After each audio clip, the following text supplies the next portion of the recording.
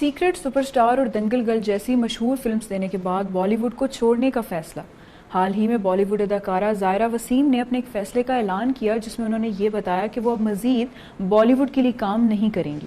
اس فیصلے کی وجہ بتاتے ہوئے انہوں نے کہا کہ وہ قرآن اور اسلام کی تعلیمات سے اس قدر متاثر ہیں کہ وہ اپنی زندگی، شعبے اور راستے کو بدلنا چاہتی ہیں۔ ان کا یہ فیصلہ منظر عام پر آتے ہی جہاں کئی مداحوں نے ان کے اس فیصلے کو سراہا، وہیں اکثر نے انہیں سخت تنقید کا نشانہ بھی بنایا۔ بھارتی اداکارہ روینہ ٹنڈن کا کہنا تھا کہ 2-3 فلمیں کرنے والے اگر اس انڈسٹری جس نے انہیں اتنا کچھ دیا ہے اس کے لیے کچھ نہیں کر سکتے تو کوئی بات نہیں، انہیں چاہیے کہ وہ باوقار طریقے سے اس فیلڈ کو چھوڑ دیں۔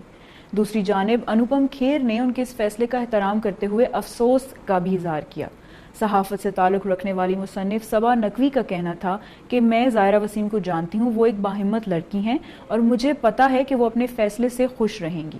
دوسری جانب اداکارہ نغمہ کا کہنا تھا کہ زائرہ وسیم نے ایک بہادر لڑکی کی طرح سٹیریو ٹائپنگ کا مقابلہ کیا ہے۔ میں امید کرتی ہوں کہ وہ اپنے اس فیصلے سے خوش رہیں گی۔